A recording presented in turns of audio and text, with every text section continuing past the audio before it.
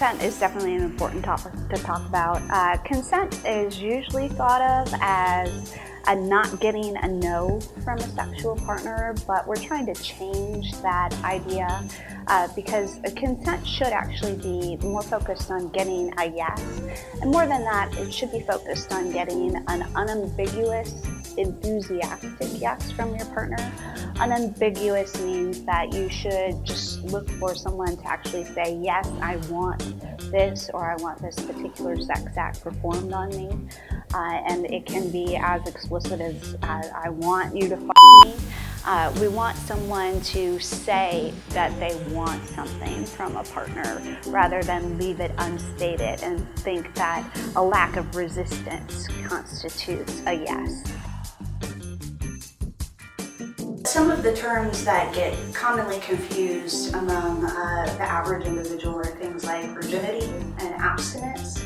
So when you talk to particularly young adults as to whether or not they've lost their virginity, there are wide discrepancies in their definitions. So you have some people who believe that even having vaginal penile penetrative sex acts don't count as having lost their virginity simply because they didn't have an orgasm when that occurred, or you have individuals who believe that anal intercourse doesn't count as losing your virginity. We call that the poop hole loophole. Pornographic film viewing has a lot of impacts on individuals. Mainly the ones that are studied are impacts on attitudes and beliefs. So we know a lot about how pornographic films influence men's attitudes towards their partners, beliefs about the appearance of their partners, but it also affects men and women's expectations for sexual relationships in terms of the frequency with which they should be engaging in sex, as well as the frequency with which certain sex acts are occurring. And this creates unrealistic expectations for the kind of sex that you'll have in real life. So you might see a lot of women who have no pubic hair in pornographic films. That's a common trope in pornographic films and imagery.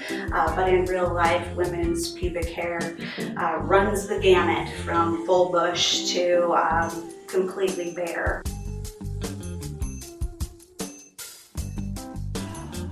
Healthy tends to be a term associated with our sexual and reproductive health, whereas I would say that that term should be broadened to include our emotional and physical safety as well.